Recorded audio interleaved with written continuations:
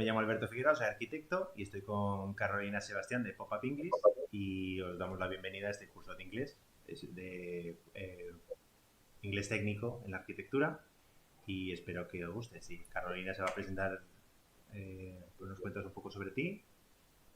Muchas gracias, Alberto.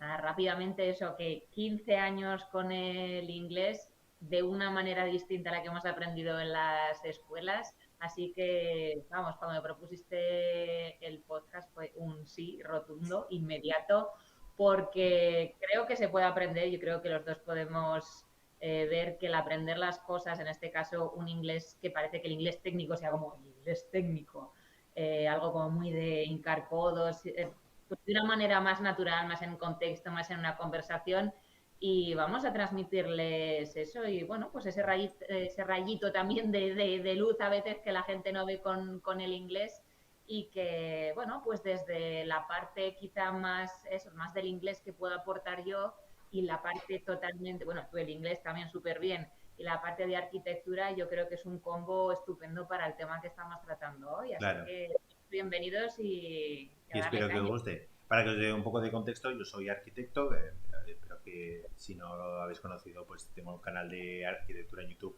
Está enfocado pues a diferentes cosas, pues para gente que es del gremio, pues arquitectos y demás, y gente que no es tanto, pero que le interesa también la arquitectura. Y en mi caso personal, yo estuve viviendo 4 años y trabajando en Canadá, en Vancouver, así que pues me he familiarizado bastante con el inglés en el tema en el mundo de la arquitectura y en el día a día. Así que si quieres, vamos a empezar.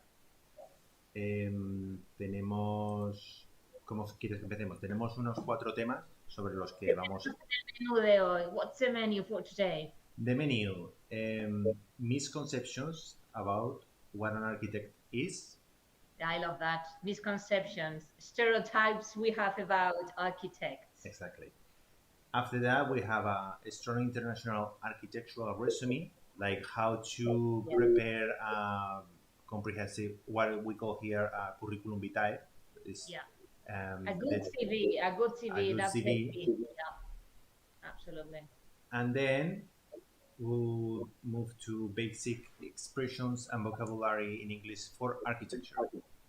Yeah, yeah. So I think we have a lot of content. Yeah. Hopefully, we will have content even for more podcasts because you know that from one topic, sometimes you can bring another one. And of course, we are, especially some of the topics I think that are going to be directed to Spanish speakers because we have these conceptions or we think in a way that sometimes we associate some words in Spanish to English when they are false friends. So I think Mm-hmm. that's also going to be quite relevant. That's Okay. interesting. Yeah. What would you consider that it would be the first misconception in architecture?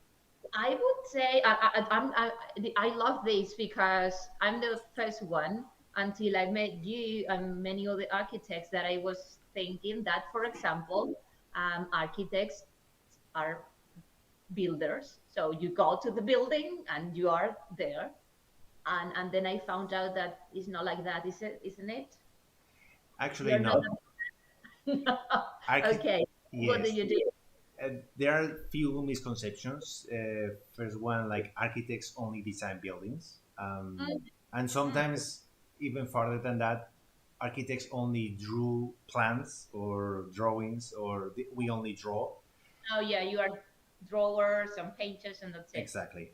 And farther from the truth, we architects and other professionals in our industry, we need to look at the whole process of uh, building or the construction of a whole building, what we call a project, that will go from uh, starting meetings with the clients that they have a building or they have a lot that they want to build a building, and we have to go through proposals, designing. We also have to go through documentation, meetings with city hall and bylaws and different laws that we need to check to make sure the building has to be in a certain way, certain height, square Okay. meters or square footage, and then we have to do a comprehensive project that have to sometimes incorporate like other engineers or other like technical architects and produce drawings. As we usually misunderstood, we only do drawing, but later we have to ensure and coordinate with people who are going to do like general contractor. Usually is the term. General contractor is the one who is in charge of taking the project and building it. Okay. And So this not whole just process, we okay, the are whole process, not like because sometimes I think we have that misconception, as you say, that you see the picture and then you say, "Oh, it's beautiful," and it's like okay, it's more than that. I mean, exactly. there are some studies, there are some measures, there are some many other things that we will talk about it that need to be taken into account.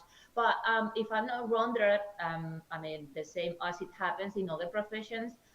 If I'm not wrong, there are many different specialties, like some of them for buildings, some of them for roads, some of them for Yeah, etc. Or not. that's the main difference between an architect in Spain and an architect, for example, in North America. Okay, Canada and United States are pretty much the same in terms of the profession, the career of architecture. And in Spain, the education is focused on more like a global architect that takes from we are um, skilled to do structural design, to do drawings, to do construction, to do everything. But the main difference, for example, with North America, in North America, the architects they do architectural design.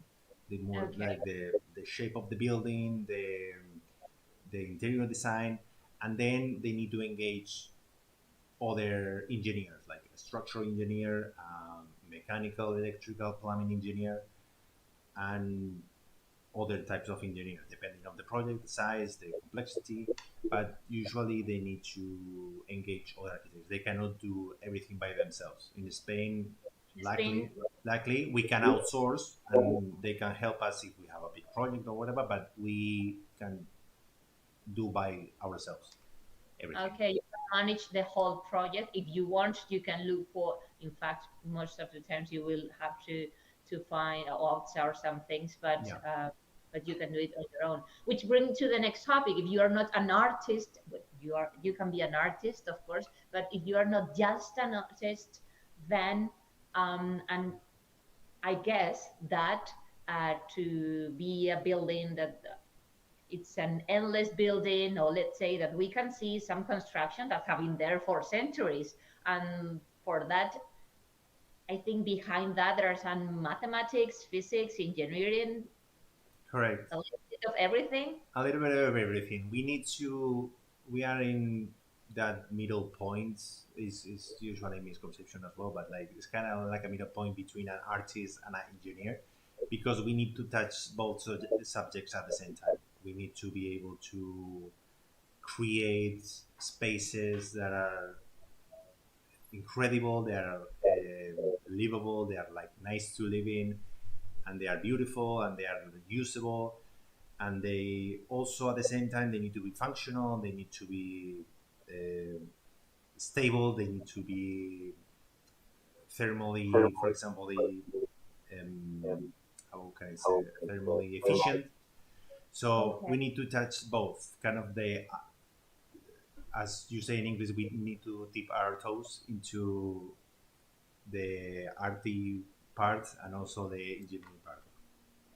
Which brings me to a couple of questions, which is that you are talking about making them comfortable, stable, etc.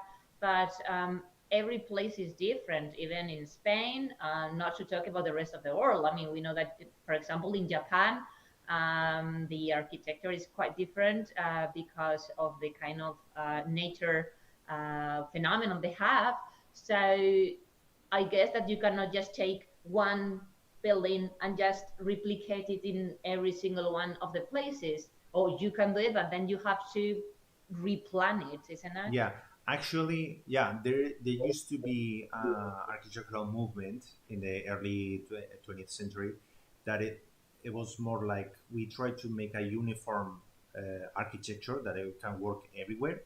But then during 60s and 70s, we went back to which is more what we practice today, an architecture that is more designed for the place and the culture and the technology, the local technology that So you more use. customized to the Yes, place where it's okay. exactly. We learn every part of the world learn from the technology, the building technology that we learn from each other, and we implement that to our local architecture.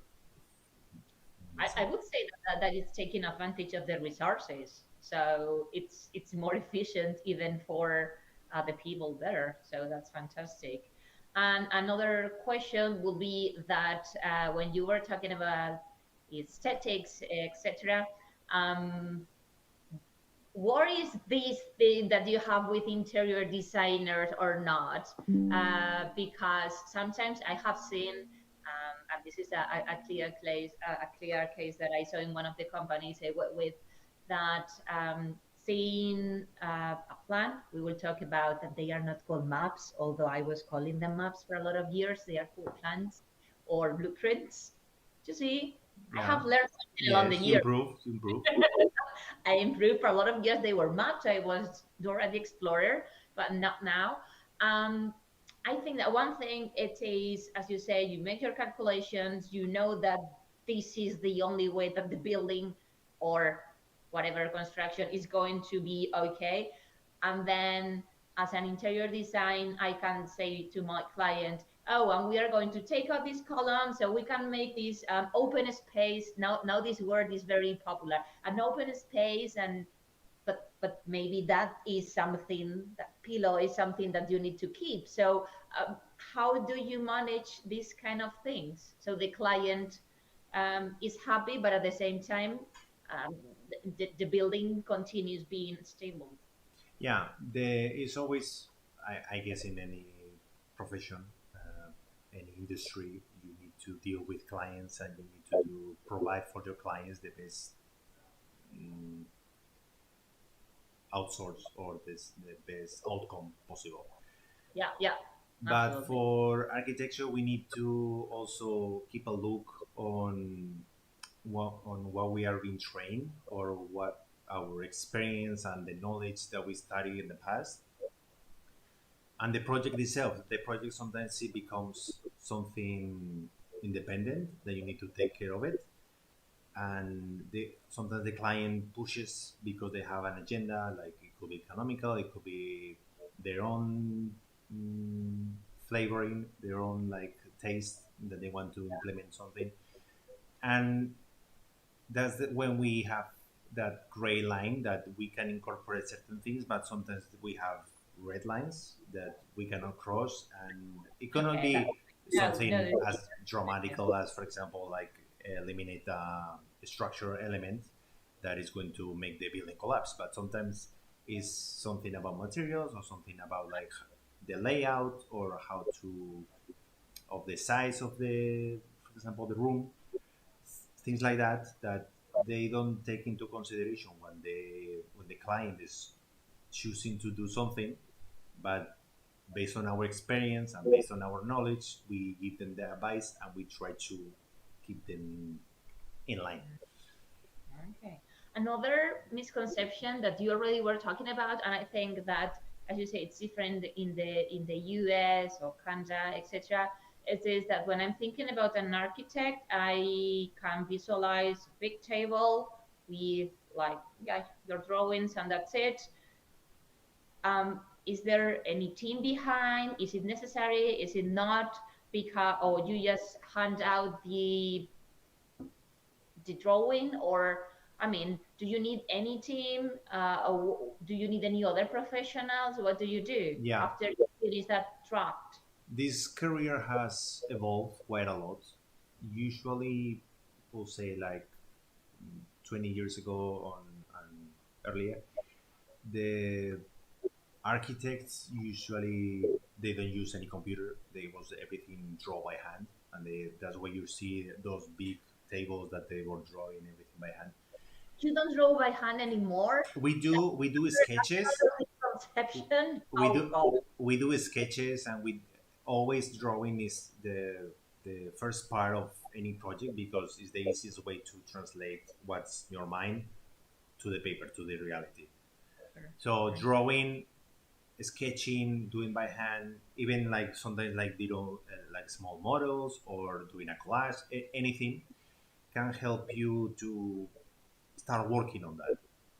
Sometimes the drawing itself helps you like But another then you tool don't to need be able to to work. AutoCAD or any other program. Yes, and back then when you do everything by hand, imagine for example you are doing an office building and you do a Okay. floor plan and you drew everything, and then the client comes and say like, no, we need a new staircase, or this, or the planning department says like, no, we need to, this hallway needs to be a meter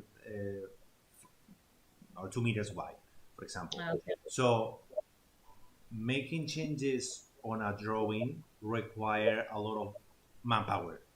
We need a lot of people to draw and change everything. So back then, architect or firms used to be um, quite large because you need a lot of people to draw. Right now, thanks to computers and like first we move into CAD, AutoCAD, and softwares like that. That is the digital version of drawing, and then we move to software kind of like Beam, Revit. Revit is a kind of Beam software. Beam is a different, like a next level on designing and creating. Mm-hmm. You basically replicate the building in digitally, Okay. and that allows us to be more lean. Not as much as any in the industry. You can you need less people, or you can take more projects. But usually, um, architects, when they start, unless they come from a family, they have already a firm or something. If you start from scratch, usually you start small, and then maybe just by yourself, or you have a partner, and then you maybe grow slowly.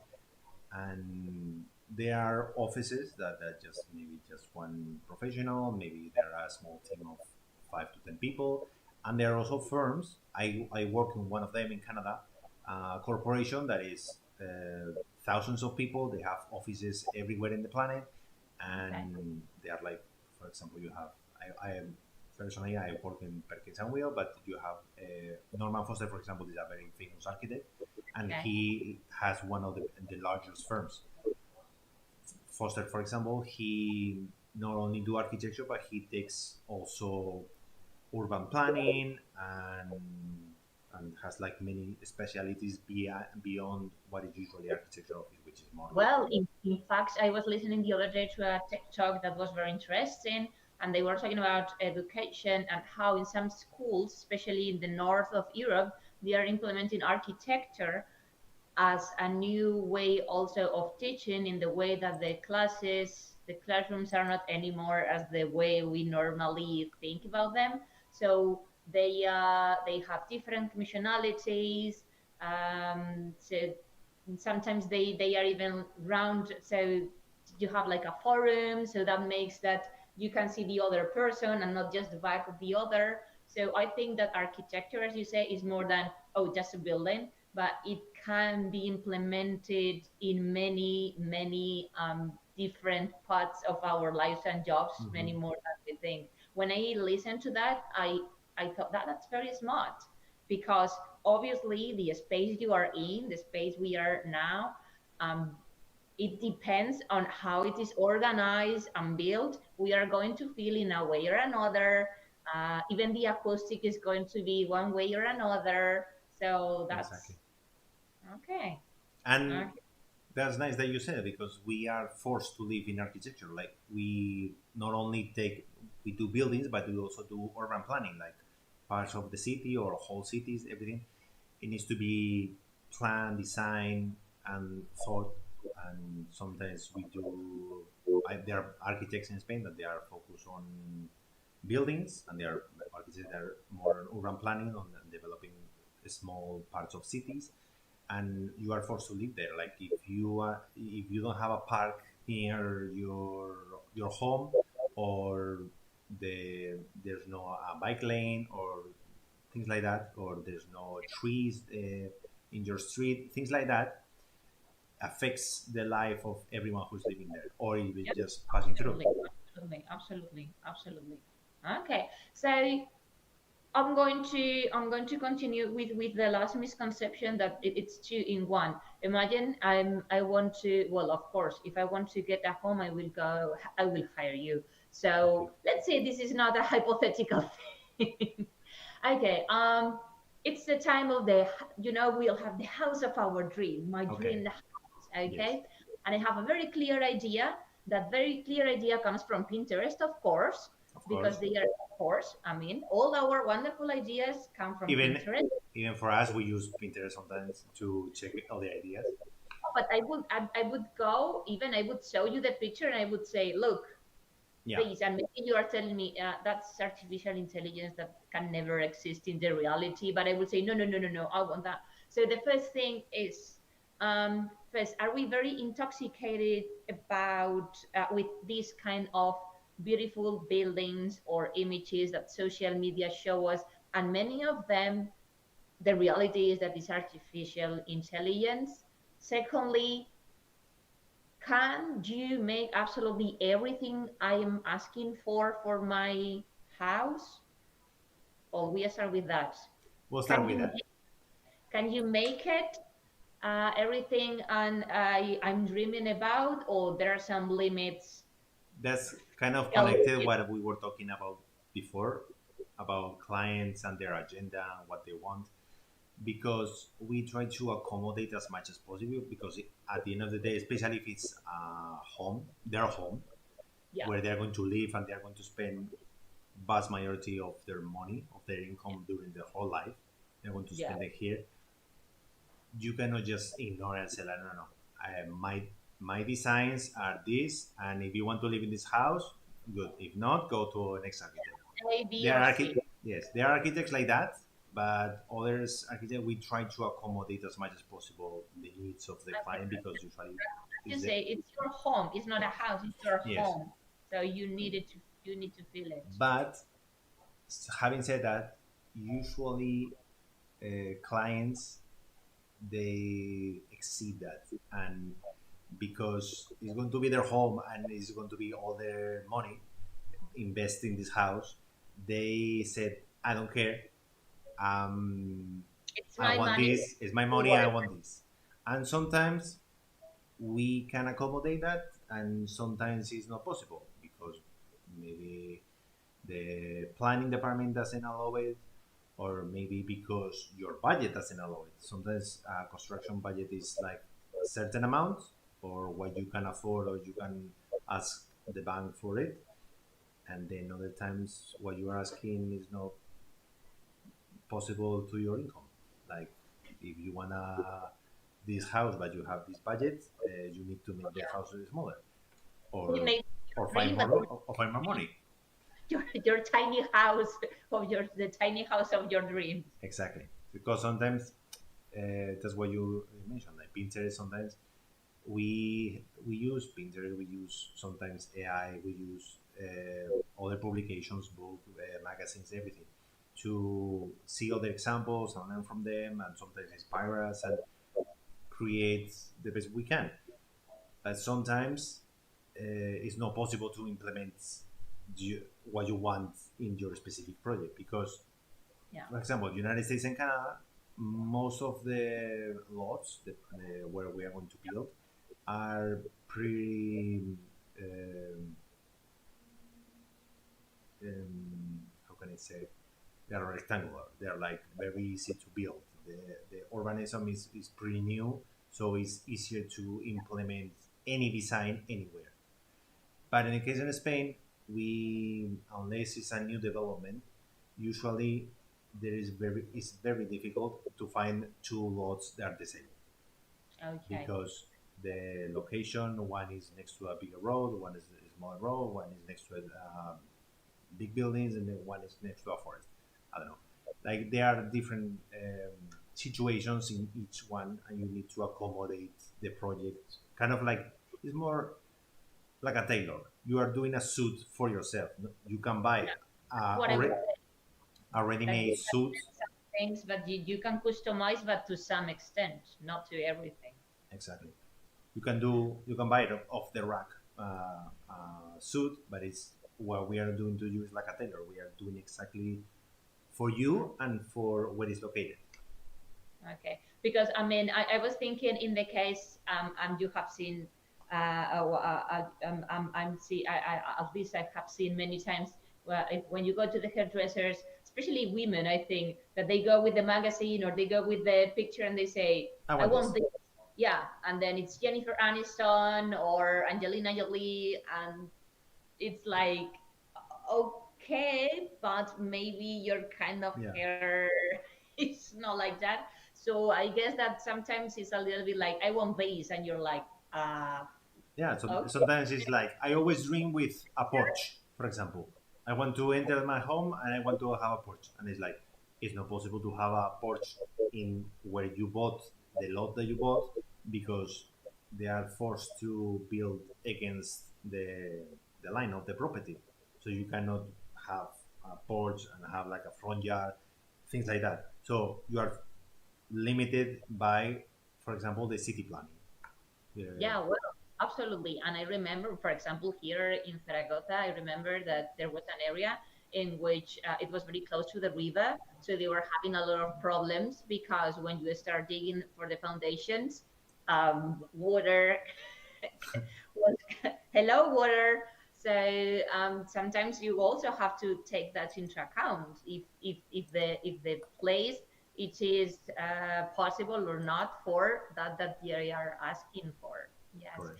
Okay, and then you are doing the my beautiful home, okay, and then after we get to an agreement, common ground about the design, and I love it. What is the next step? Because if you told me that you are not a builder and you are not going to be there with the helmet doing my house, where we what do we have to go with that to another person, or you are in charge? What do we do?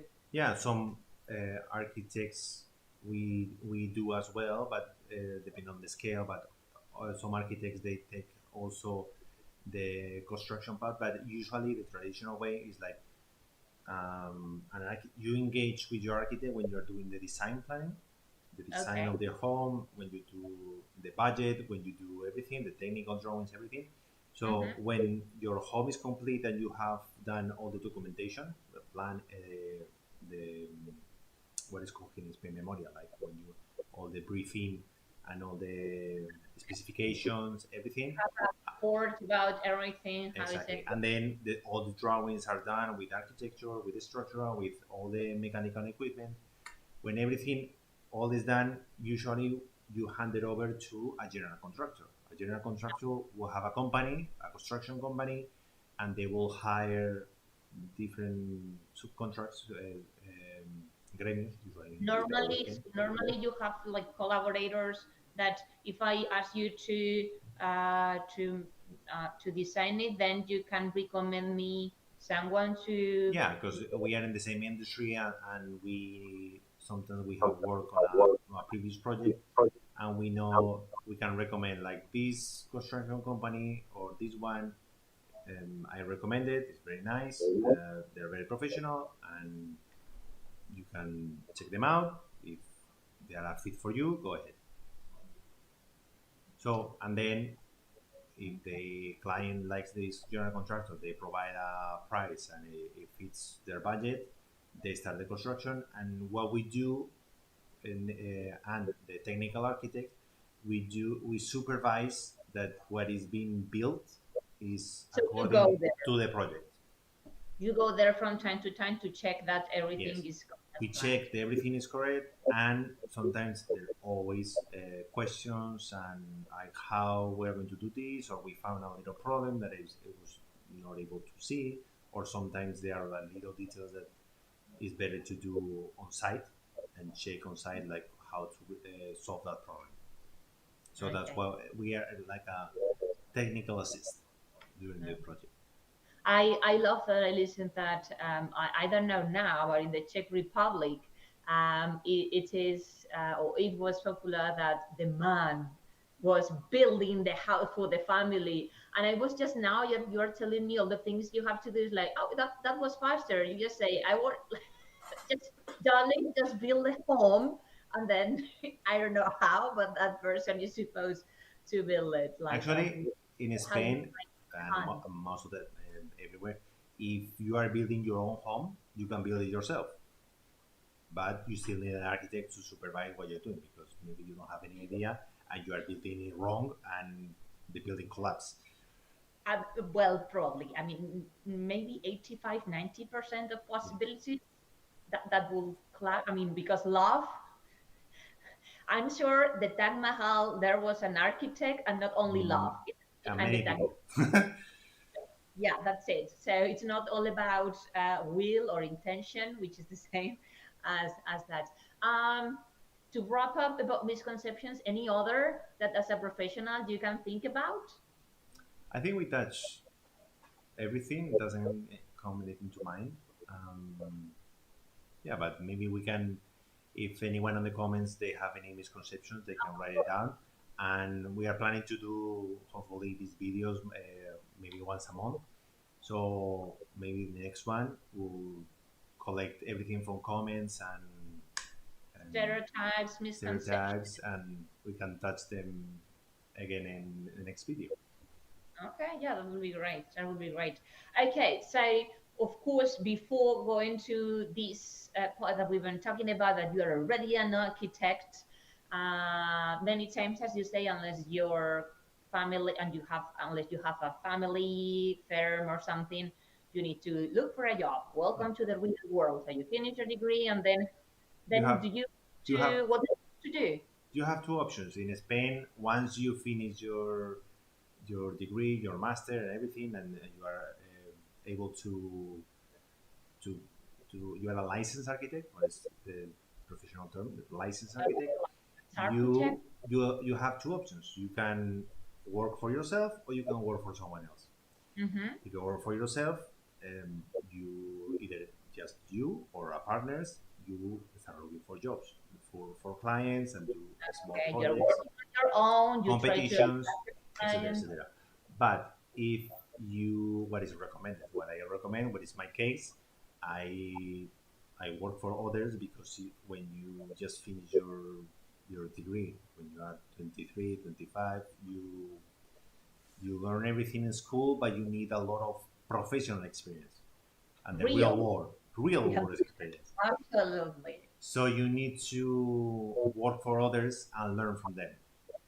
And because they already have a firm, an office, a company that is already running, you are jumping in it and you are pedaling with them and start to see how the bicycle is done. So you need, I actually agree with that. That's why I always recommend having either mentors or, as you say, in your case, starting working for others because, and I think it's also part of the social media thing that you can be whatever you want to be, of course, but sometimes it takes time yeah, and especially learning from others that are ahead of you in that way. yeah, So, of course, having in mind if you want to have your own business, that's perfect. But as I always recommend, and it's happening to me in my academy. I know some of my teachers in the future want to have their own business, but they are getting experience. They are getting real experience, as you say, the real shit also from the reality many times, and I think that's very good because yeah, that's going to make to really see if that's what you want or not, to what extent, or and to try new things. yeah.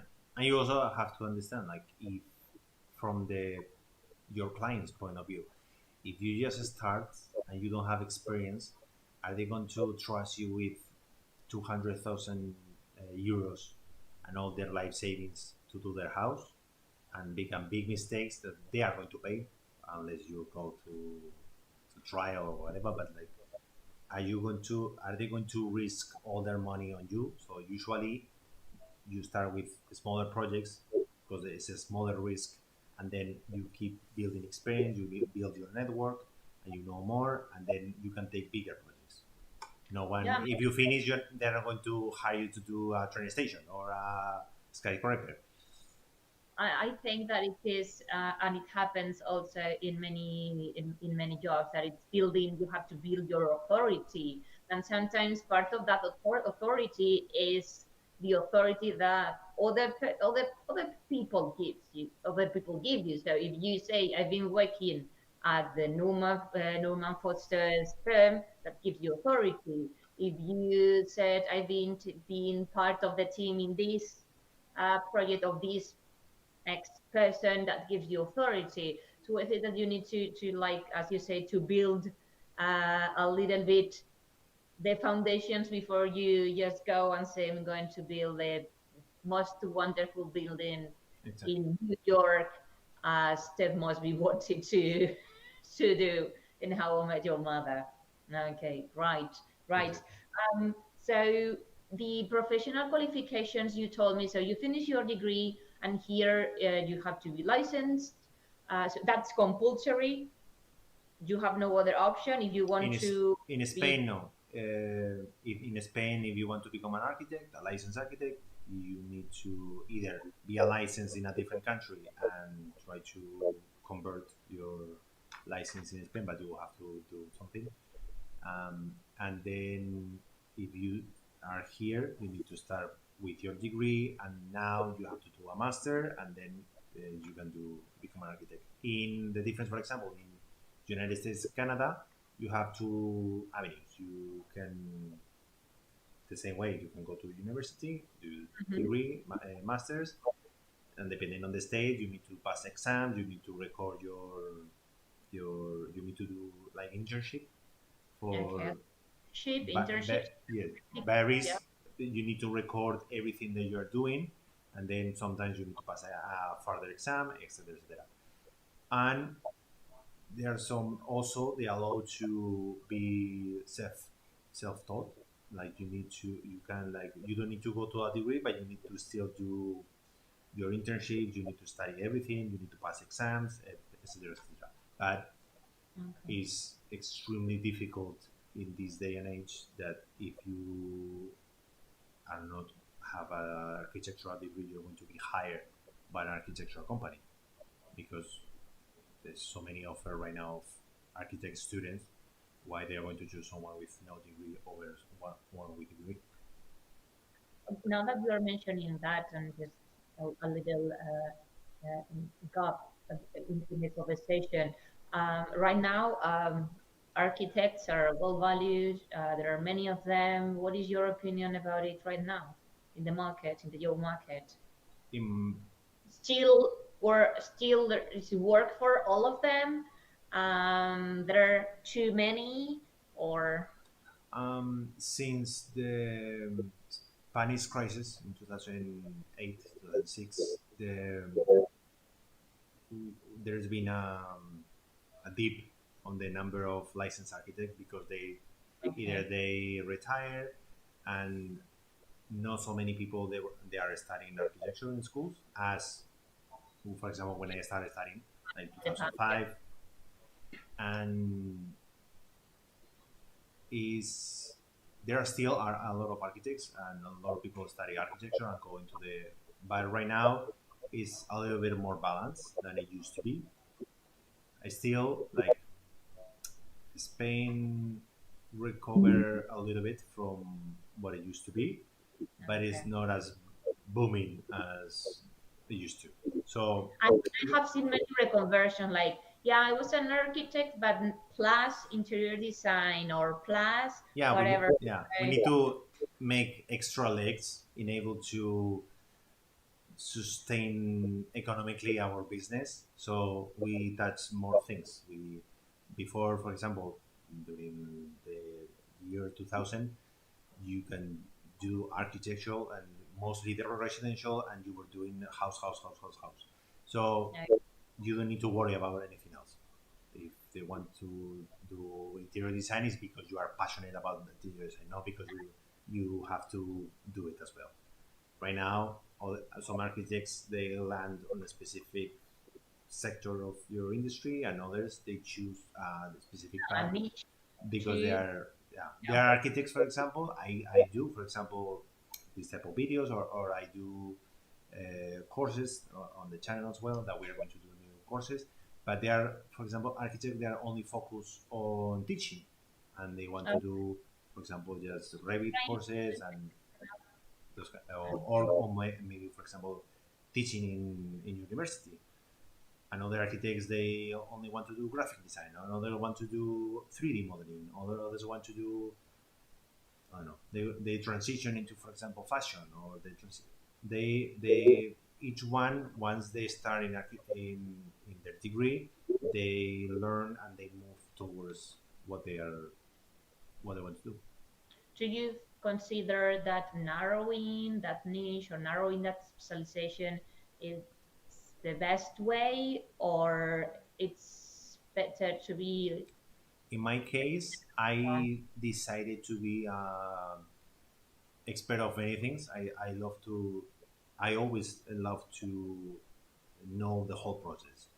There are architects that they only want to do one specific thing, they want to do Okay. one thing. But in my case, I love to do the whole process, even from the early stages all the way to the end. Like structural design, I want to do 3D rendering or anything. I want to know the entire process because that retrofits, or not retrofits, like retrofit, um, it was something that I learned in one part of the process, helps me Yeah, design better. implement it. I think that's cool, That's and that's holistic. Yeah. great. Usually, yeah. Go ahead.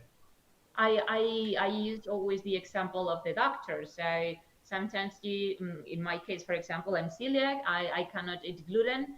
So I went to this. Well, you always go to the stomach doctor, and the stomach doctor say, well, maybe you have problems with the digestion. That's it. But that was. But at the same time, I was having other symptoms. So I was going to each one, and nobody was linking anything. And then I went Mm-hmm. to an internist, doctor house. Okay, I went Doctor to a House. doctor house, and then he connected everything. And as you said, they connected part. Oh, this is happening, but it's also because of this. Is this happening? And then when they see, as you say, the whole process as a whole, then you can see you have the control, and then we could, in my case, find out the best solution for what first, what was the problem, and what the problem was, and Yeah. secondly, the solution. So if you can see, as you say, the whole picture, that is going to make you, as you say, Yeah. implement changes in each part if necessary. In my case, is because we are a small office, but once you start growing as a firm, as a company, you cannot have, for example, 30 employees that they are know everything about everything. That's when you start, when you need to, the whole company needs to know everything, but each part of them they need to be a specialist on something. You need to be someone who is specially on site visits. You need to be someone who is specialist on rendering, another one on structural, another one on. So each component is specialist on something, and that's when you, if you want to work for a company, is better to be a specialist and find, the larger the company, the easier it is for you to fit in. If you want to be a generalist, you, it's better if you work for a small company or just self-employed. Okay. And then one question I have about this, and I'm sure it's very interesting for people from Spain that want to, because I think that United States that we've been talking about and Canada are very juicy in terms of architects. So my question is, um, with my license here, can I Mhm. go there and start working as an architect? Not right away. The way that we collaborate, for example, we do a competition and we win to make the museum in, I don't know, New York, New York. Okay. So in that case, it's easier to partner with a local firm in New York. And we will do the first stage called face design, and after that they will take over, and they will be liable for that part of the project. And then together we will supervise that our design is kept the way it is, but they will be doing most of the legal work during construction because they are more liable for that. So if, for example, tomorrow I decide to go back to Canada and I want to live there, I will. There are different avenues and depends always on where you are and the country, not only the country but also the state. But that's very important to Yeah, know, because sometimes you think that, oh, I'm an architect, I go there and I can do that yeah. whatever I want, There is and a long process that you need to in order to become licensed in that country. It doesn't work for every country. Sometimes it's easier, sometimes it's more difficult. Usually in Europe, it's easier for architects within Europe to move and be licensed anywhere else. But when you I move away from Europe, can it's look for information and be very well informed, because sometimes, as you say, maybe for this kind of formalities of bureaucracy, because most of the time it's bureaucracy, maybe you go to a place and you find that you cannot do your job because of the exactly, law or any paper or exactly. whatever. Right. So I think this was the warm up for the second part that we are already talking about, and it's about the CV, the resume. Okay. Because obviously the first thing we need to say, I guess, that is if we are licensed or not. So obviously we are going to say we are licensed, and I guess with the number, etc. So I've been thinking that we can talk about some main concept that should appear, and then we can do an expectations versus reality. That I love Okay. it to see, because sometimes you go a little bit over the moon in every single profession in terms of CV, and some of them are like, oh my gosh, and some of them are like, you are not Andy Warhol. I mean, you don't need. I need to understand it, even if it's just so not just beautiful is not enough. So when talking about our architects and this field, a word that I can listen to a lot of times is portfolio, Mm-hmm. portfolio, and then I'm thinking, and this is from my ignorance, but you are going now to give me your wisdom. When you think about portfolio, I don't know if you mean like, okay, drawings that I'm doing, uh, plans or projects that I have already done. But because, for example, if you just graduated, Mm-hmm. what kind of portfolio do you have? So what is a portfolio? There are many different kinds of portfolios, or what do you say about Think a that? portfolio as a brief. Usually, it needs to be brief. A brief book about your work, But and a catalog, visual catalog, or just yeah, like a uh, catalog. Yeah, it could be like a catalog. You need to do a visual publication about your work. mhm. And if you just finish school, you do your work about your school work, the projects Okay. that you did during it could be competitions that you've done, things that you've done during your degree, or things that you do by your own. But you do a condensed version of the best work that you have done. And as you move further into professional field and you start doing professional work, you move more to professional work like competitions or real projects that you have done to show either if you are looking for a client or you are looking for to be hired by a company. Okay. It's Okay. different. The portfolio will be a little bit different, but usually you show your best work. And because we are very visual, we Yeah, need it's your to. it's your window. So Yeah, here. you need to show. You cannot just do a book of just text. You need to do drawings and photos and things like that, renderings. You need to do graphic material that you show your, and it will be easy to see and have a broad idea of what you can do. As I always say, when you read a CV, we are all the perfect workers. I love the part of English when all the people, at least in Spain, they say, "Oh yeah, I mean, yes, And basic bilingual, enough yes. basis that we are user or fluent English," and then you ask them something in English, and they're like, "Whoa, whoa, whoa, Exactly. whoa, whoa," On a, or on a, I got the B2 10 years ago, or something like that.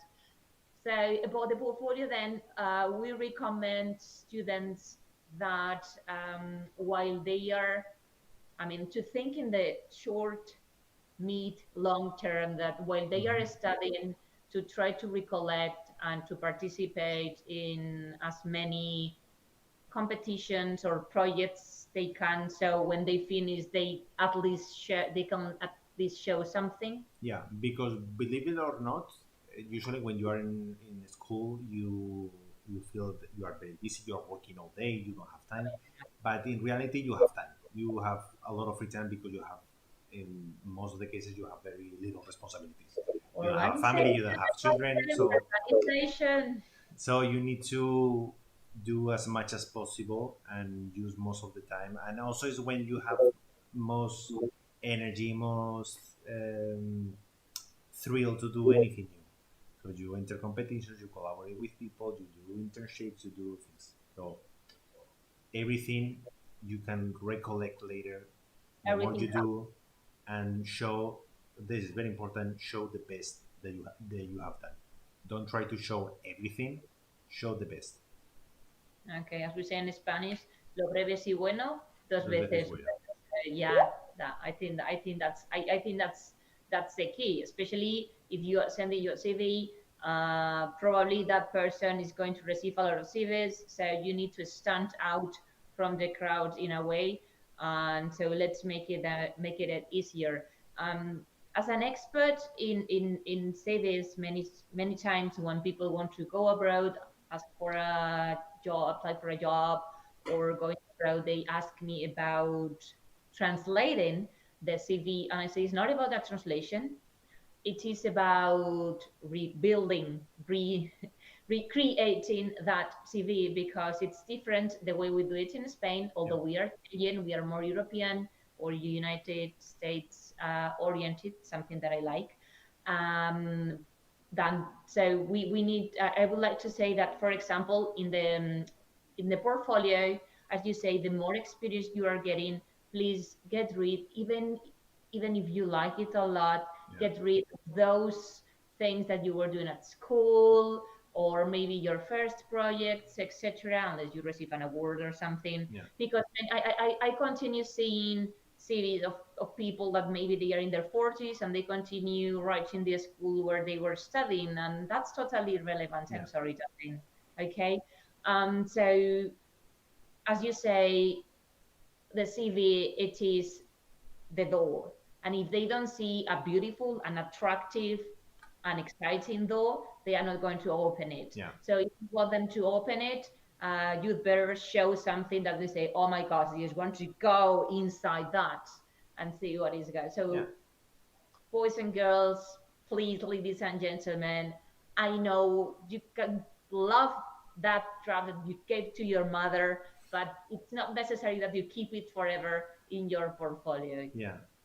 Our experience and in architects, our projects, it feels like they are our children. So we work so many hours on them.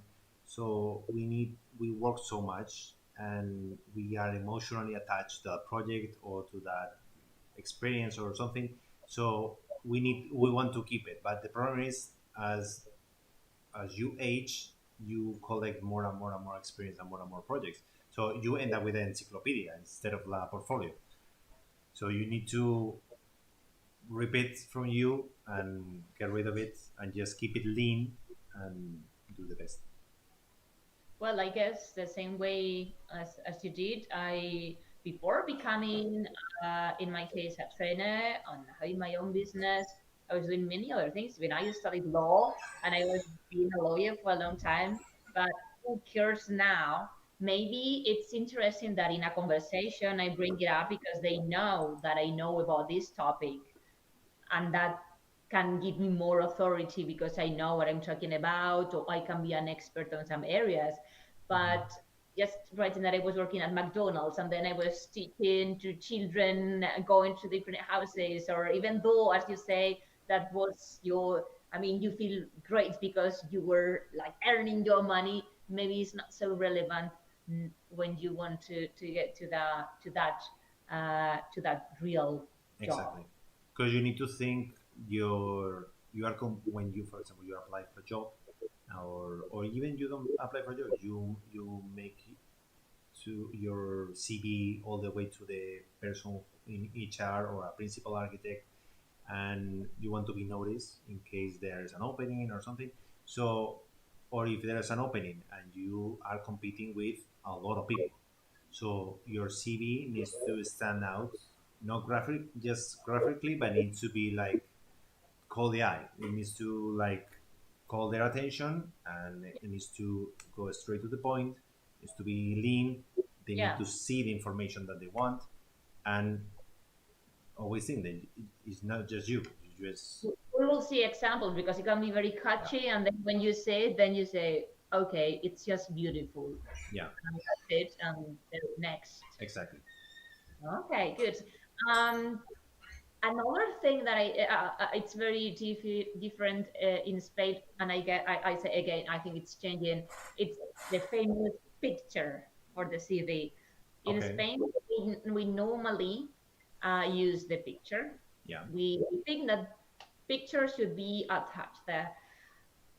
In the rest of Europe, they use blind CVs, which is blind CV is that because it's part of these rules that no discrimination, because we always do like the picture, they and the date of birth, and like we even, I mean, the yeah, only thing we don't give is our bank account, but we like giving a lot of details. While in the rest of Europe is like these blind CVs in which they are based on your performance. That way we will see that it's not so much about the title as we do in Spain, but more functional performance, etc. Okay, you tell me that you have this position. What have you done?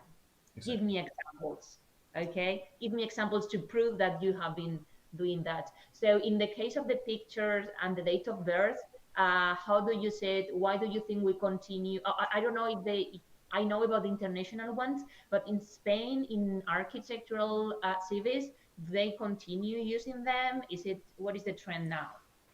I don't know why that started because until 20 years ago, we all the if you make your own CP, you would do it, you type it. So Oh, at some point during the 90s, I think we start putting the faces because it felt like you see and you see look at with the face and you see like I can empathize with this person, so I'm gonna call him. I think at some point we start doing that, but it's funny that you mentioned that because if, for example, you I don't know in UK or I don't know in the other part the of Europe, blind but one. if you do that in the United States or in Canada, They they discard. they are forced to discard your resume. That's it. That's a really, and that's very important. So we stop for 2 seconds. Listen to this again. This is very important. If you're applying out from Spain, and I recommend you that even in Spain, please don't send picture or date of birth because of these non-sexist rules, Yeah, etc. They are going to immediately discard it, even if you're, they are forced to discard it. Yeah, yeah, it they are include your you're age, your a sex, your candidate, religion, your face, anything that anything. later they can be liable to discrimination. Say like, oh, you didn't call me because I don't know, I'm a woman or I'm old or whatever. So in order to avoid that litigation, they discard it. Yeah. Another topic for another day, so you just can note it down, can be job interviews and which questions, because many times, especially when we are at the beginning of our career, we think that all the questions should be answered and not all the questions have to be answered. So just also to make our people aware that there are some things that they don't have to answer if they don't want to, even though they want that job, but there are some information we don't need to share. Yeah. So maybe we can talk a little bit about questions and also what they are entitled or not to ask, and then we can decide if we want to answer or not. Okay. What can you tell me about the technical skills? Because I remember in the old times, now I don't have to write a lot of CVs because, well, I mean, being your own boss has these things. Okay, so I entitle myself to do my job. No, but Higher. I've been, that's something that I think that we also recommend, being in a continuous training. Yeah. I'm always engaged in something that I can bring to to my clients, etc. And that's I think that that's an added value when we are small, as you say. What is different from us is that we give you this extra mile. So when we talk about technical skills, which are the basic ones that at least we should be proficiency, because I have seen many times I know how to use Microsoft. I guess that now they will say ChatGPT, etc. But what about now? What is important to stand out, to highlight? Well, obviously, English. You need to be proficient. So we will talk about language Okay. proficiency and not about technical ones. Technical ones, obviously your degree, and further from that, The any marks are important or not? the what? Are the marks important? So if you were first of your degree, I guess that you say that you were You first. can put it on your CV, but no one. So so far, since I finished my degree, no one has asked me about my degree. Okay, So that's and my fair. grades, and especially my grades, like no one. Like when you move to a professional environment, they want to know that you can deliver professionally, know how That's well it. you did in school. We tend to think that, and I was first of my degree, and so what? That means that, well, that maybe can show that Yeah, some things, but yeah, but that apart doesn't translate necessarily for a professional environment. that, exactly, that doesn't give me more technical knowledge or anything. So it's just another advice for our people, that even though we feel very proud that maybe in an interview, in a job interview, you can bring up like, I was quite successful in my degree and that whatever. But maybe on CV you don't need to mention Yeah, some in the technical skills. So what technical skills I would recommend. program that is a must that you Yeah, need to know how to use? you need to want, either if you are young or you are older, you need to focus on computer programs, software, as much as possible, and touch as many as possible, because later depends on the firm. If you are going to work for a firm, they will use a specific set of software, so it's impossible to know all of them. But you need to start with AutoCAD. You need to start with some kind of beam software. For example, we done on the YouTube channel, but you have academies and everything, and we are planning to do a new one with Revit, and which is very important. But you have others like Plan or other software for beam software. Yeah, And the more you learn, the better, because you never know when it's going to be useful. Like, for example, if you start doing rendering, so you do energy simulation, or you do structural design, things like that, to be able to know as and differentiate yourself from the competition, the better. and also I think that when you are having when the more experience you have in this case in some technical skills, the better for the company, because they won't have to spend money, effort, time, energy in training, because you already have. So maybe Yeah, they will give some guidelines. And I have seen this when I've been hiring people. For me, one of the main differences were if they knew how to use some of the softwares I use, because for me it's not the same a person with the same CV, for example, in my case, I use Notion a lot. If you Yeah, know how to use Notion and you don't know, of course you can learn. It's not difficult, but at the same time, if I don't have to spend some hours, paying some hours to learn how to start using something, and that I prefer to invest on the other person. I hope it's not a shame plug, but we done a complete course on Notion. Yes, if anyone wants to learn, because we, for example, I've been using it for like many years, I and love it. I mean, it's we fantastic.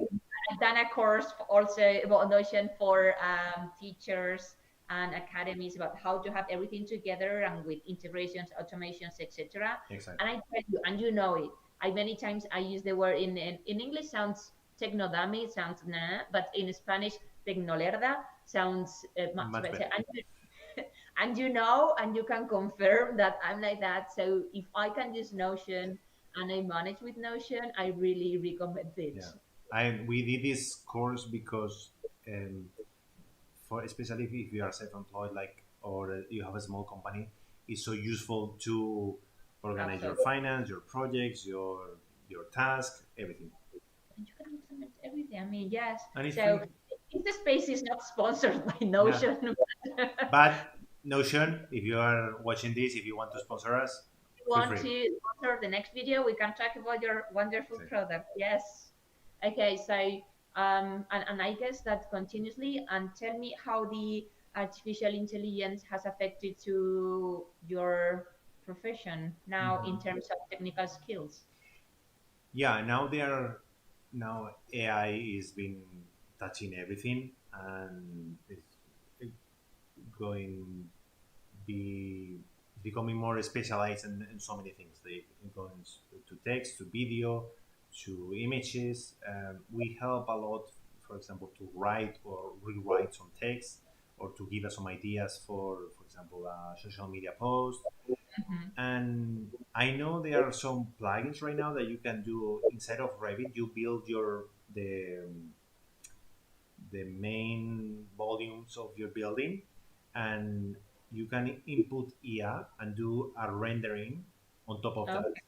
And you have different sliders, or you have word commands, and you say like, I want it to look more natural, I want to more Nordic, I want to look like completely different, all glass, all wood, things like that. And they do a rendering like instantly.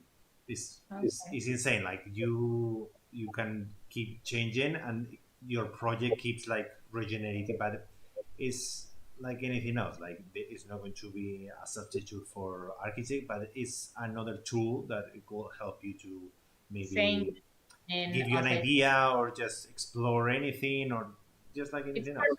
of I see that's part of my team. It's one member of my team, and then it's useful, but of course you have to complete and give it always, I don't know, the human touch, the Yeah. human touch in everything. At least so far, I think that that's not yeah, cannot replace it. And one another question about this, it is that I don't remember I was going to. It was about technical skill. Oh yes, you were talking about social media. Yeah.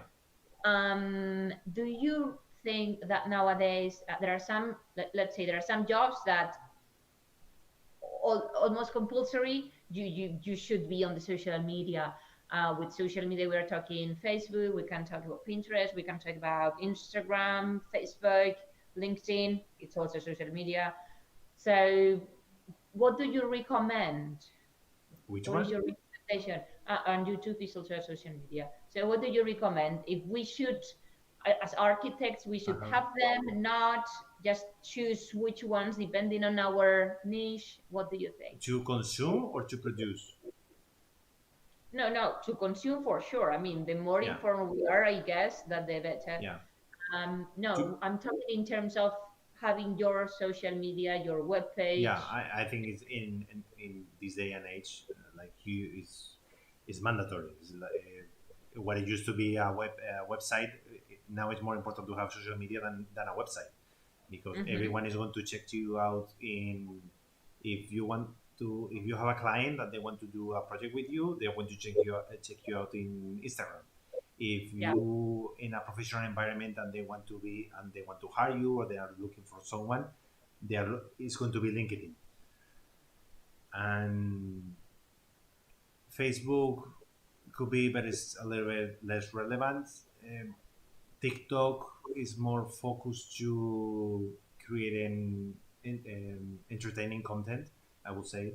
And YouTube is more towards, I would say, in our industry, is more towards uh, teaching, more like courses, things like that. Okay. But I use, and Pinterest is similar to Instagram. But the thing with Pinterest is you are always looking at a feed. You are not looking at a specific profile. Yeah, yeah, that's it. That's it. So, as you said, I would say that Instagram, which is more visual, is Yeah, it's a way of showing um, what you are doing, and also the behind the scenes that I think we sometimes like now in these processes. And LinkedIn, in terms of even the CV that we are working on now, the CV it's going to be there, and yeah, it's where recruiters are going yeah, to go and always having updated it. Please have your CV updated. yeah. That's Think really of important. LinkedIn as your CV. There, Oh, you have your CV there, and think of Instagram or maybe Pinterest, but usually Instagram yeah. for your portfolio. The portfolio Yeah, is your Instagram. it's a So portfolio. Also, let's say that people are like, it's supposed to be a little bit more informal, so maybe people feels that they want to contact you, or they engage in a yeah, conversation, or if you see that they like many of your posts, then you can say, oh, I see that you liked it. So yeah. yeah, So keep that also in mind, because if you are planning to apply for jobs and you provide your Instagram, or they will check your Instagram, if it's they are public, going to check if it's all your social media for sure. if it's That's public, your Instagram is public. Be careful what you post it. Yeah, yeah, that's it. That's it. That's it. I mean, because I have seen that when I was in all the jobs, I Mhm. remember that the first thing I was doing was researching. It was before the boom of Instagram and all that, but Facebook was there, and sometimes you were seeing the profile and you like, guy, you should just have it closed just for your friends. So please be careful with what you post. Um, be careful with, I mean, I would say with what you do, because nowadays, even if it's not with your mobile phone, someone else will be recording something. Mhm. So we can think that, oh, personal and professional is different. And it is, but to some extent, it can affect. Yeah, you can, if you want to keep your personal life private, make Keep your it social private. media private as well. Yeah, I don't have a personal Instagram. I have my professional one, because I don't, in my case, I don't see the point in it. I mean, I don't especially like pictures or taking whatever. So I don't even have a personal one. Mhm. I have the professional, but of course, if I had a personal one, it would be closed, only just requesting to you, and because probably I would post things that I want only my friends or people close to me to see, Yeah, not everyone. And I tell you, the recruiters, that's the best. I mean, that's the first thing they are going to do, checking your social media. yep, So start deleting things exactly. or make them private. Yeah, absolutely. About language proficiency, what can we Yeah, say about that? that's when you came in. You have to tell us your experience with your students, and also you teach on companies. You touch the professional side as well of teaching. So, what you can tell us about it? Well, the first thing I would say is that if you say that you are fluent in English, you'd Mhm. better be fluent in English. Okay. I don't recommend lying. Yeah. This is changing, and I tell you what was happening in the past. In the past, and I remember when I was doing my job interview, I was saying I'm bilingual, or I have C1 or whatever.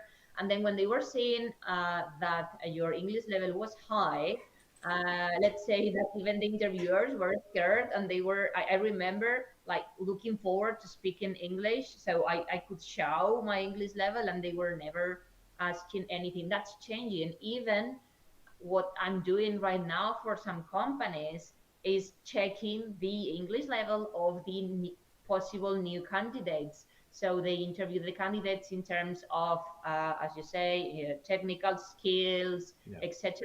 And then I have 10 minutes with them about their English level. Yeah. Um, that's it. It's not so important the title, but because I know that in Spain we love titles, but as you say, no one has asked me about my marks at the degree.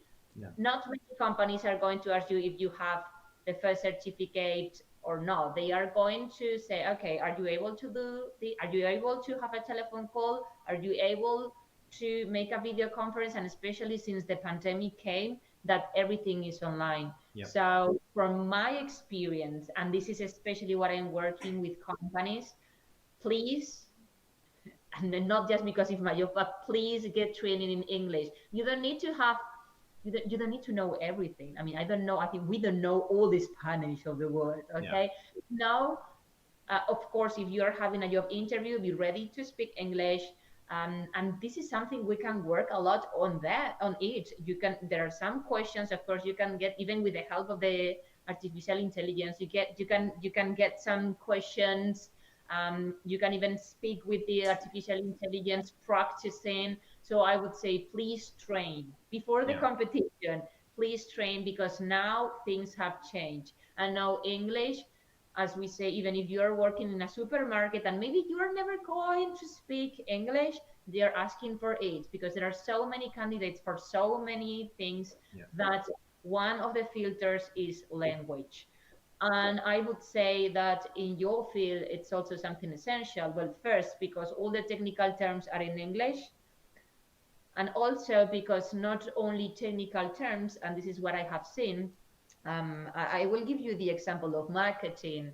I work with many people from marketing. I understand marketing, so they can talk to me with all the acronyms and whatever. Mhm. But if they are having a client, many times I'm impersonating this client, and they start talking to me as if I knew about that. I say, no, I don't know about that. You need to be able to explain those technical terms. And I know this is difficult. That's what I say. You need to be training and training. Maybe a person don't know about something very technical you are talking about. So you have to be able to ground that term and Mhm. to clarify it. In fact, that person probably, if we are talking about architect, if, about my home, I don't really mind the, or even I don't care the way you are going to do it, but I just need some explanation that I understand. And I know that we feel very proud about saying technical things and using this method or this approach or whatever. Look, we are paying, you are going to do your job, give them the explanations in a way they can understand it, and I think that that's much better. Yeah. And that's a skill that we need to develop. As I said, and we will talk also about that, the experience is something that you get with the time. You cannot say I have 10 years experience if you have not 10 years Yeah. experience. Please don't lie in your CV, please.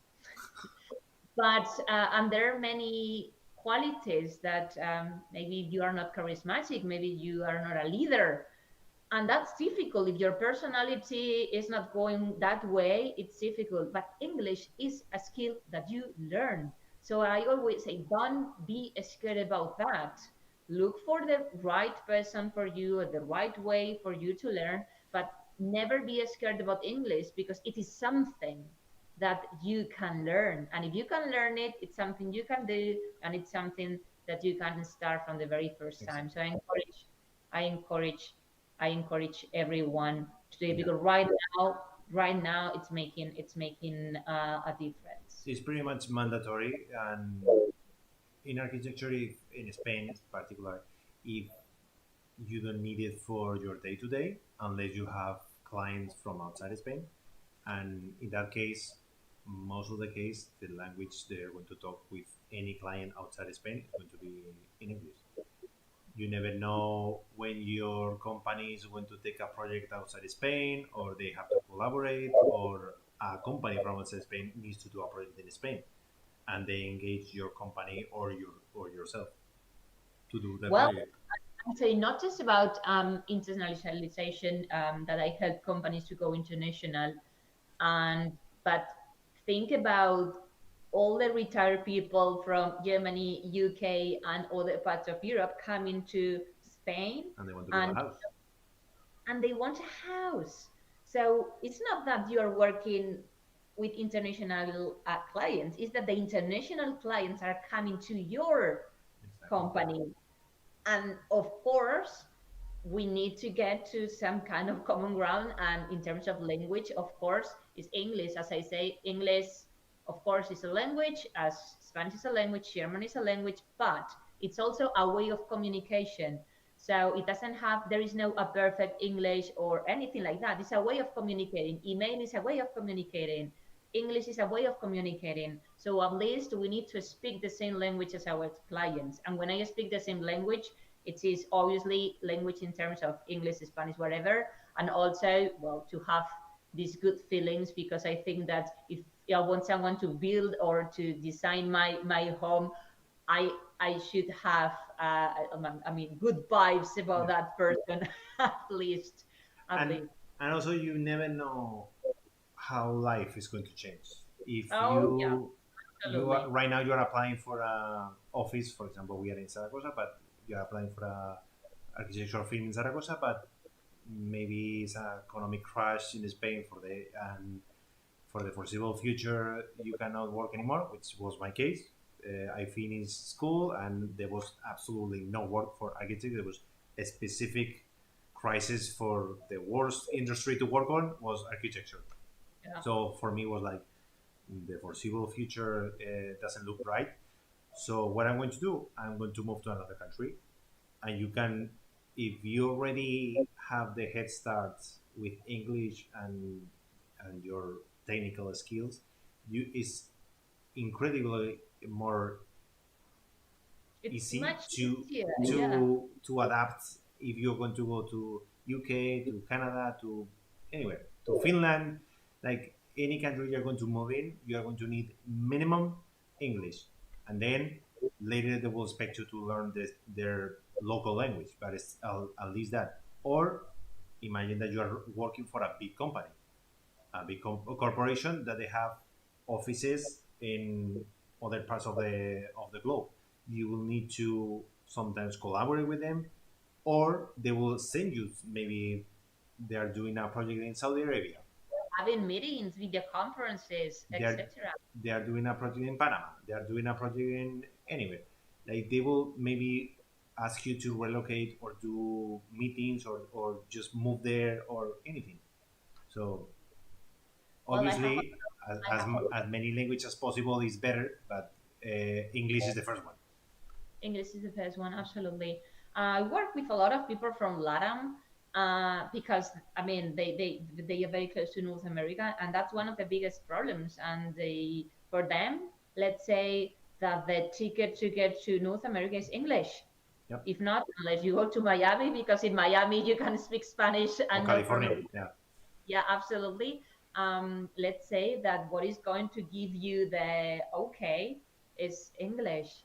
Is English. absolutely. Absolutely. Absolutely. Yes. So on as many languages as possible, of course. Um, not, but if you write it, for example, I studied German for 2 years. Okay. Do I speak German? Well, I can say Bratwurst Nine. and yeah, not 1, 2, 3, 4, 5. That's it. But if now I had to create my CV, I wouldn't say German. I think I Yeah. would say Spanish, English, French, because those are the languages I feel comfortable with if they want to ask something. And maybe in the job interview, say, well, I was studying also German, or if you are asking for a German company, I studied and I can resume and continue.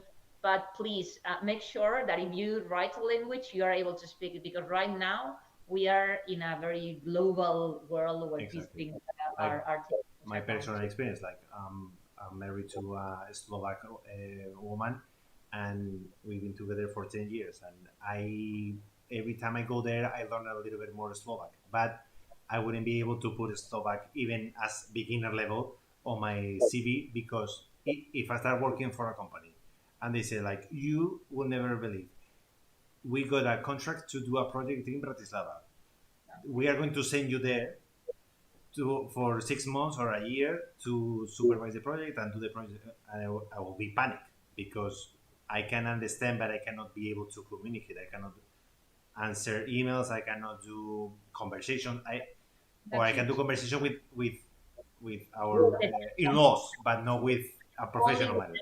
adults, and they are super scared. So yes, yes. So this is another tip. Even for flirting, English is useful. Yes, Even for relationships, exactly, because you can get it. The more languages you speak, the more opportunities you have. exactly. A tip for life. Yes, well, of course, the licensing we have been talking, and I think that what we could do now is to see some examples of different CVs, and you can give me your professional point of view, and we can talk about them. We have been choosing some of them, so you can have a different range. There are many of them right now with the Yeah, different tools. So just if you set them, one of them, yeah. and we got I, it. we have here prepared one. We found those on Archidaily, but Mhm. we share the link later. But we found Carolina found a few of them that they were very interesting. And we want to see the things that we like and things that will better Yeah, need I to mean, improve. look outside. Many of them you say, "Oh, they are beautiful," but then if you are in the mind of a recruiter, say, "Is this person going to understand something Yeah, or not?" Which is exactly. the point.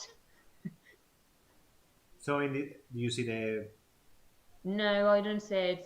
Or you can do as my sister that was printing the CV in pink, and I was like, Isabel, maybe we should just just keep it to basics. yes? Can you see Okay, the no, the CV that I share? no. Because I'm sharing it with the streaming now with you. Is there any way I can say it? Is there if the ones that you send me, or if you want to check the link?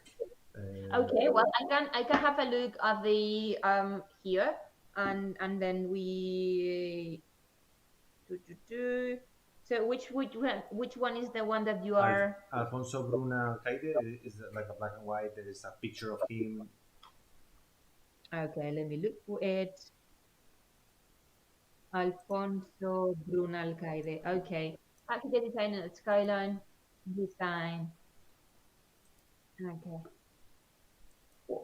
what can you tell me all this? Well, you can tell this like Spanish one because you included the picture. We talk about that. It's good that they put first the work experience, later the education, and the bottom you see the language and proficiency. And on proficiency, you see that they try to do some icons and some like little things. I'm going to make a zoom here. Like they have little dots that they say how much proficiency they are, which is very graphical way of communicating. The same with language. They included Spanish as first language, okay, and then English and Mandarin and some kind of like a circle that says how much. But in this case, it will be good to, in my opinion, to accompany with some kind of like if you have a certificate or if you finish a specific course or a specific level to continue that. But it's good that your this one is very straightforward and you have all the information, first the experience, one Yeah. thing I don't know in Spain, but in the United States you need to list your works experience from present to past. Is the same way here? From present, always from present to past. Okay, yeah, Yes, the most recent yeah, things. yeah, Yes, absolutely.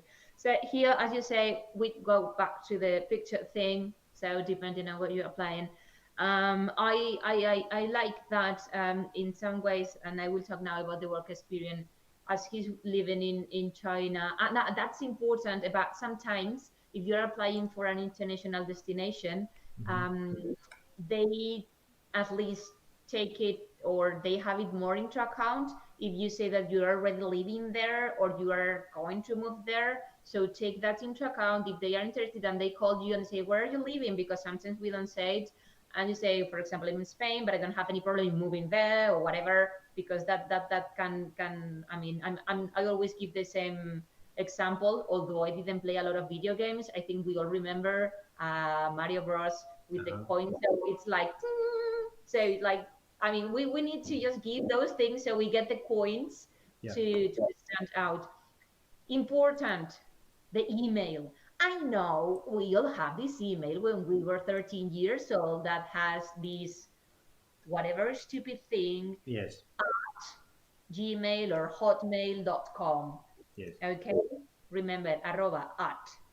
Ads. But please, it's not so difficult to get, in my case, my professional one, apart from Carol at popupenglish.es, I have C. Sebastian Magallon at gmail.com. Exactly. So I would recommend to have at least one with your name and surname because that says a lot about the person. Yeah. I know you see also here like they have their phone, their emails, but also they have the Skype, the web chat, the LinkedIn. They have all the ways to communicate to reach them. Yeah, that's And very important because if you say something and they cannot reach you, hello, that's a hello, problem. Yeah, exactly. absolutely. Something that I like, but could be, I'm sorry, Alfonso, improve is that he follows in the work experience. I like it. I like this style. Okay. I also like that when he was working in China, he's also translated into Chinese what he did. But we are very used to just give a title. I don't know. Teacher at Pop Up English. Yeah. That's it. Teaching children. No, I would say, and there are others that we will see. Develop a little bit more. Okay, you are a teacher. That's a title. But Yeah. give me something, especially if you want to match your CV with a job description, please include those skills that in the job description appear into your CV. Yeah. So I was responsible of a team of da da da. So that shows that you are responsible, that you are able to work with a team. So give examples, and I sometimes recommend also even achievements. Okay, Hmm. so they can see real, in your case, real projects or real results. Yeah. And this is something that I'm missing here, because sometimes we just state, and stating is okay, but if we give evidence about what we did, Hmm. it's even more Yeah. important than the title. Yeah. Okay, Something so about that, like what they done there, what were the responsibilities, something they yes, accomplished. I think I made a video on my channel about like tips about like interviews, and I always once a long time ago when I was applying for jobs in back in Canada, I discovered a way to make it very easy to hire me when you get on the interview. And a are little you trick going to is share the secret? the secret is make sure that the person that that you're doing the interview with, that you can be that they can rely on you, that you can take work off of them, and you are willing to take work of them, and you are capable. Yeah. Oh, So everyone even can be an architect. developing tasks that maybe they need to delegate in their company, they are going to say, oh, this person has already been doing this. So please research, not just for the interview, but also for the CV, because sometimes we send the same CV to many different companies. Let's try, as we say, to customize it, to tailor it a little bit, just as you say, giving some examples about something they already are doing in the company, because Yeah, that's going to make them closer. yeah. I always make them feel I can. take You work can, from them. yeah, They can yeah, delegate. yeah, because we will see them if we talk about job interviews. That it's not about I want to work here because I can learn. Okay, what can you give me, darling? I'm paying you, so what can you give me? Okay, and Exactly. this is very important. This is very important. What you can give to the company. What is going to be your contribution? Not only just getting from them, because sometimes in a good sense, but we are just thinking about, oh, I'm going to learn a lot, I'm going to be okay, No. yeah, but we are paying you for something. Yeah. Okay. In terms of education, well, I guess it depends.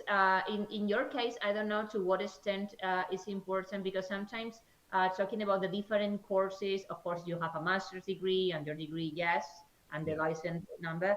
But to what extent would you say that the different courses, I mean, course in AutoCAD, course in da da da, or not? Yes, depending on the hours. It could be beneficial, but if I look at this, it made me feel like even though he's been working since 2006 to present, which this could be 10 years or more, it made me feel like this is more a junior position Mhm. because the work experience takes as much place as education. And if, for example, your let's say, for example, he's been working on this company, Skyline Design and Research Institute, from May 2015 to present. Let's pretend that he's been working there for 9 years.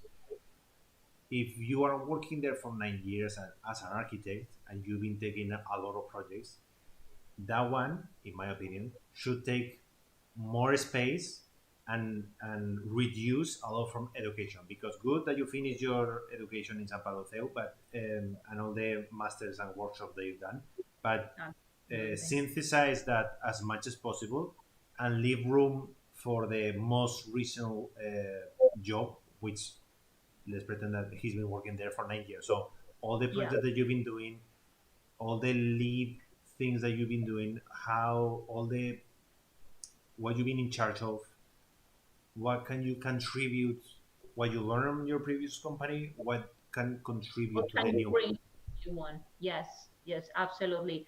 And I would say that even though I'm so, I guess this person is not a junior, these kind of things make you look junior. Yeah. Sometimes when I'm teaching my students for university and they say, but Carolina, I don't have work experience, what can I write? Then I say, okay, then, as you said, um, just highlighting those awards or those, I mean, special mentions in your degree or those courses is a way to fill your CV. Of course, if you don't have work experience, that's fantastic. But if you already have, as we are seeing, good experience, maybe courses are not so much, because later you are talking about your proficiency in technical skills or language skills.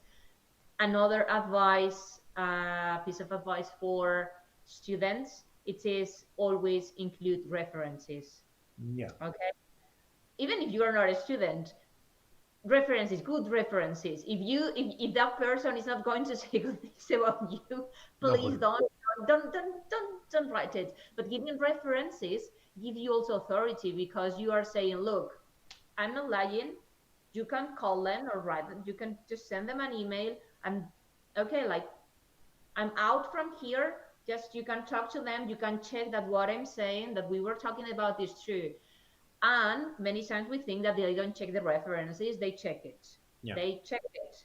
And especially for some positions. So I would say that even if it's not junior, if you have an important reference, just give it.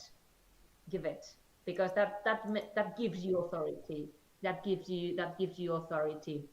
And as you said, in terms of language, well, it's a visual way, and I would say about the technical skills, that, for example, saying that you are able to use Office is something that should be already, I give it. it's take it for granted, I guess. So Yeah. I would focus, or you can say, well, all the general Microsoft tools or all the tools, but I would focus more on those, maybe more innovative or more specific for that kind of job, etc. Yeah. Because, um, well, nothing against the points, but I would focus more on that. Okay. Wanna switch to a new one? Yeah, which one are we looking for The now? one that is called AB, black and white. It has a Roasting the no. I mean, for Alfonso. one. Okay, you start with it. With Andreas Beat. You Yeah, need to look for the name. yeah. It took me a while to find it, Yeah. Well, and it's interesting. I don't know the QR where it takes you, but maybe it's like a contact. Like, I will talk about that. I will talk about that. okay, I think it's called like a info tree, or was it something that you have like a middle page between the QR code, and you can like choose whether like contact, phone, or something. But we don't know where it takes. Good that you have the information available, but your name should be bigger, not much your initial, but that's Yeah, I mean, maybe that's your logo, but unless you are an agency, if you aren't just an entrepreneur, if you are just one, your name should be, because I told you I didn't see the name yeah. But you can until tell this is initial like a very junior position because they don't have experience. It's just education, publication, workshops, languages, software, competitions, exhibitions, internships, academic experience, which is good. Sometimes is if you are in a creative environment, it's good to approach from the traditional resume, Mm-hmm. traditional CV, and do something different. Yeah. And sometimes could pay off, sometimes could be a disaster, but this could be interesting. Like, I say the same point. I think that she said, okay, maybe a lot of experience, so I'm going to show that experience in a different way. I think she was quite right about it because, um, I mean, we don't see work experience. We only see education, internships. Remember internships on las prácticas, academic experience. But also, I mean, but she's taking advantage of the things she has done, and she's presenting them in a very nice way: exhibitions, exposiciones, yeah, workshops, competitions. I would say that, oh, and this is important, please check, recheck, and take a friend to check that there are no typos yeah, in your CV, okay? Grammar is important. I know that sometimes you can take some licenses. For example, here I'm seeing Italian. I mean, we know the languages in English have to be start with capital letters like Italian, but I see that this is the rule she's following. yeah, Okay, so I could say, okay, it's about design. I can just go blind with it. But yeah, seeing Spanish and English and Italian in lowercase for me is like, but yeah. okay. Double check and triple check. No, but it's true that it is important because it happens to me many times when I'm writing something, I send it to someone else, and they tell me, for example, this is very typical from for Spanish speakers, and it is that we have question marks at the beginning and at the end, and in English it's only at the end, and sometimes just because we are used to, we write it also at the beginning, and then you say it perfectly well, then you send it, and then your friend says, even if they know anything about the topic, but they can't see, and they say like, but if the question is in English, why? And you are, oh right, because sometimes we were so focused and say that we Yeah, if we read it, we are not going to see the mistakes. And about the keyword, I know that now is very popular, and I would say that's a good point. That shows that you are updated, and I think that nowadays we are looking for people. We are making people to get updated. So if as you say, the best trained you are, the better. Maybe this takes to a portfolio, or maybe it takes to some work she wants to mm-hmm. show.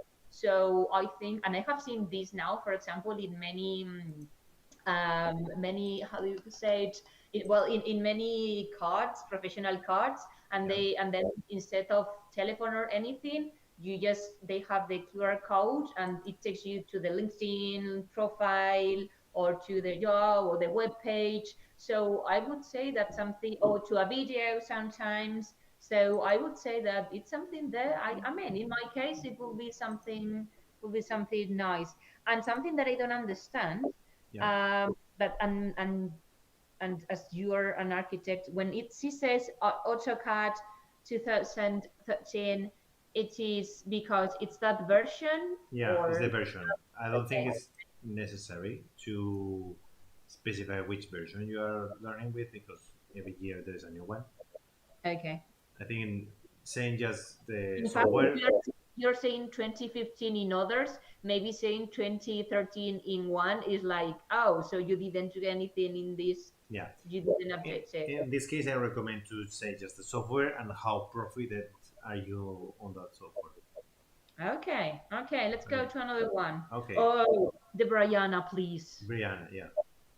Brianna, yeah. Brianna. We never know these things about names. Oh, another thing while you share it is that when we are having interviews or we are sending to our CVs and cover letters, etc., to a person, sometimes international names we don't know if it's a man or a woman, so we need to be very careful with that, okay? Because sometimes we say, oh, dear sir, and Hmm. maybe it's madam. Yeah. So either check it or just be neutral because that's also important. Okay. That's also For important. those who are watching streaming, the chat is being very quiet. If you have any questions Sure. or anything, because we are very close to 3 p.m. and we'll have to finish soon. And if you have any questions or whatever, type it on the chat. And if not, on the once the video is posted online on YouTube, the Yeah, same we video, do. I can put it on the comments. So for the next And session, we need ideas for more videos, so exactly. please get it up. Okay, what about Bri- Brianna? For me, I know it's not is very atypical, but for me, I quite like it because first of all, Visually, visually, we visually, can say, "Oh, it's beautiful," not knowing anything about. They it, say, "Oh, very it's eye beautiful." catching, very different. You have your contact, your email and your phone number right at the top. Good. Mhm. You have education, just the what you exactly need, where you study, you finish. In this case, for Americans, it's very important your grades. Then you have your bachelor in architecture in 2017. Fantastic. Extracurriculums. You have very schematic what you done, Yeah, because and it's true that in the United States, UK also, but also United States, Canada, your extracurricular activities are even. I mean, even to enter to university, very it's important. the Yeah, most important thing. it's good that she took liberties with the skills and how much and Word, PowerPoint, AutoCAD. It's nice because she it shows like she's comfortable with like doing different things and like using graphic materials and also the work experiences like straight there like intern instructor when like where exactly and volunteering which for me this one was one of the one that I like the most. What about you? I would say that even if I didn't know what you are we talking about, which profession, I would say, okay, it's something creative. Yeah, And obviously it's something creative, so that's a good point. It's eye catching, it's very catchy, which is, and I think she played very well her cards yeah, because she has no experience. I mean, the fact is that she has no work experience. But for example, as you say, and I was doing this at the beginning when I didn't have any experience at something. I was writing my work at McDonald's, etc., and I was using it, and also my volunteer job, just to show that even though I didn't have experience, I'm a proactive person. I'm looking forward to doing many things, learning, etc. So I think that she's saying, look, I have not a lot of experience, but I'm a creative person. I know how to do things. And I'm a very proactive person because for a lot of years I've been doing, yeah. and while I continue building up my career, I'm doing things. So for me, as a super junior CV, it's very nice, very nice. Okay, so we jump to the last one Okay, which is It's We black have and white. either John or Gaia. Which Gaia one do you? Pellegrini. Yeah, let's go to that one. Yeah. What about it? This one is feels more traditional. Like you have like your information about me, work experience, education, and then at the bottom you have like your software languages experience. And it's nice because it's kind of like carefully designed. It's more like minimalistic, I would say. Yeah, More, like but it's nice because it's original. She made some little like the, for example, the works education experience, how she drew a line and how you can place all the points there and shows like all the progress. yeah. Nice. Some things I would say about these ones. Well, let's go back to the picture. In this case, it's not a picture, and it's something that is also quite popular now. It's like an avatar or something. So, well, we can go without it. We don't know if she's like that or not, but we can go without it. The rest of the things is fine.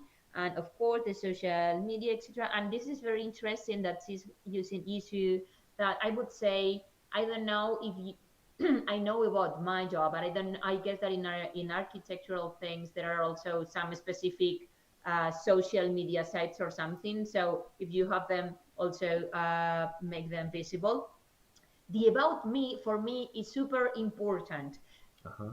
because even if and it's essential, I would it's essential for me. It's essential. Why? Because you have the if it's well done, and it is like the preview. It's the headline. You don't read an article if you don't like the headline.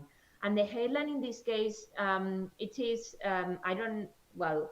Um, Maybe in this case I would improve it a little bit, but she's talking a little bit, she's making, let's say, a summary of the experience, skills, etc.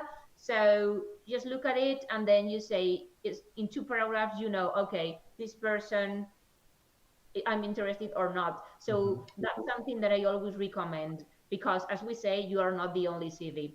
Yeah. About the itinerary thing, I love it. I really love it. I think it's a very visual and nice way of doing it. And she was, I mean, I mean, I think that you can see, as you say, this development and little by little the different places. And of course, for example, she got a magna cum laude. Yeah, write it. Yeah. If that's going to make a difference, just and you don't have a lot of experience, just write it, etc. Okay, I continue in the others, missing the references, but especially if you have already been working for someone, please references, that is Yeah. important. Okay, even if you have been an intern, they can talk about your way of working. And I like this way of doing it, languages and the expertise. I have to say that I find it super creative. Yeah. I don't know to what extent it's useful, but I love it. I love it too. I love it, and I think that explaining, because sometimes in others we have seen um, just the bar but not percentage, and just giving the percentage, I think that gives a little bit more of information, because Yeah. sometimes it's like, okay, the bar is here, there, but Yeah. so it is. I like it, and as we have seen, you don't need many colors or anything. Yeah. Don't need to be, Very yeah, super, neutral. Yeah. yeah, One thing yeah. that I will recommend to is like an extra tip for any of them and for any uh, sector that it has like graphic materials involved in it, for example, architecture or graphic design or interior design, things like that. I would recommend to attach to your CV very concise, very small portfolio. Maybe it could be Okay. just one page. It could be just one page in which you include two or three images of renderings or projects or anything that is the best of what you have, and then when you deliver by usually by PDF, companies they have their own websites or like through Mm-hmm. an email or something. Um, not, I don't know now, but like there's no need to print it, those CDs. So no, if they look it on on their screen, they can see all what we are looking right now, but yes. also like a very excerpt portfolio, like a very concise portfolio, of like The CD, one page. yes, one page. One page. Okay? Because if And they want to see more, they will go through your portfolio. that's it. One page, show portfolio that can be in different ways that we have seen with the QR code or something. And please, if we send a PDF and this looks basic, but it happens, check the name of your PDF, because sometimes we are writing and we say, quinto intento, esto es una The mierda. final one, check.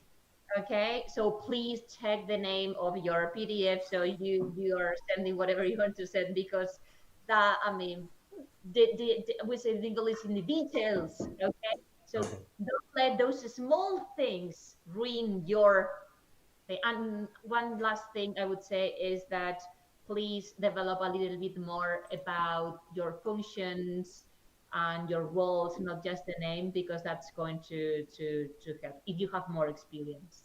Okay. So we made it on the mark. It's 3 p.m. Thank We you, are very Carolina, so much. I hope super. you enjoy it. Yeah, I did it, and I learned a lot, which is great. Muchas gracias a todos por los que os habéis conectado y bueno, los que luego vais a poderlo verlo en diferido. Por supuesto. Nuestro plan es, pues eso, a lo mejor haremos uno al mes o sí, pero Tenemos rollo para... exactamente. Si vais proponiendo cosas en comentarios o en los mensajes o me contactéis en redes sociales y proponéis nuevos temas, los podemos ir preparando y esto pues que queremos ir haciendo uno de vez en cuando. Estar atentos, escribiros. A Carolina que pondré su nombre de redes sociales. Lo pondré abajo tanto en Instagram como en LinkedIn y demás. Y la podéis seguir a ella también y a nosotros. Y espero que os haya gustado. Y nos vemos en el siguiente curso. Gracias a ti, Alberto, y a todos los que estáis también. Que siempre digo que esto es un primer paso y es el más importante, el ponerse también a veces el decir, mira, el inglés se me atraviesa, pero claro, voy a ponerme a verlo, así que muchas gracias y enhorabuena. Gracias. Nos vemos prontito. Nos vemos prontito. Venga, adiós a todos.